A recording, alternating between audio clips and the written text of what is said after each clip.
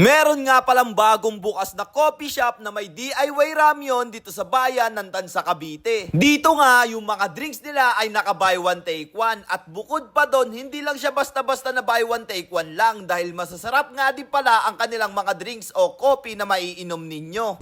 Hello po, in-invite po namin kayo dito sa Cafe Moo by JK. Dito lang po kami sa May Tansa, Daang Amaya 1, Antero Highway. Katabi lang po kami ng JK Samgipsal 199. Tansa branch at in front lang po kami ng family clinic.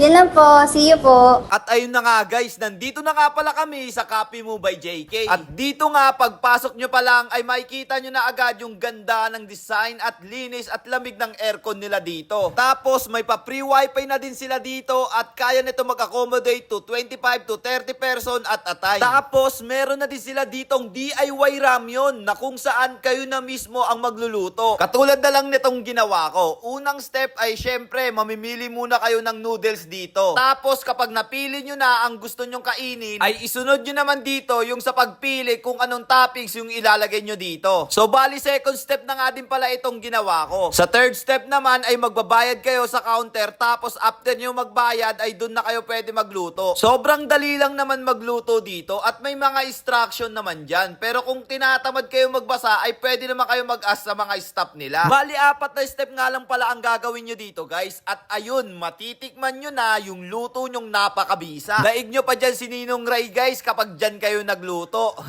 Joke lang, sinigang. Itapon nyo nga din pala guys yung mga kalat ninyo. Huwag kayong burara.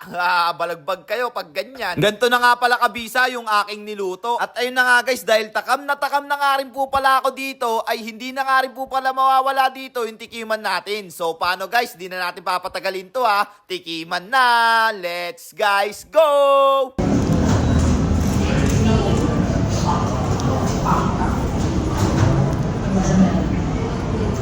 Amang man.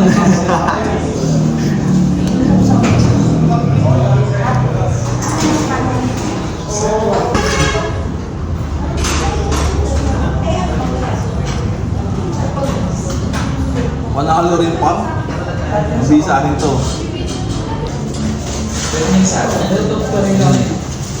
Si. Pan.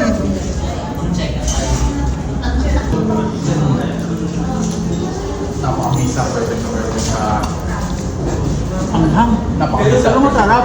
Nagiging.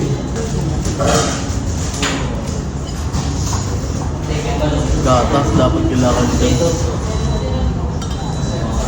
So ayun na nga guys, hanggang dito na nga lang din po pala tayo. Bali isa nga rin po pala itong Cafe Moo sa dapat ninyong puntahan. At dito nga lang din pala yan sa Tansa, Cavite. So paano guys, hanggang dito na lang. So again, this is Sajak TV. Thank you for sunshine, thank you for rain, thank you for joy. Ingat, salamat, bye bye, ble!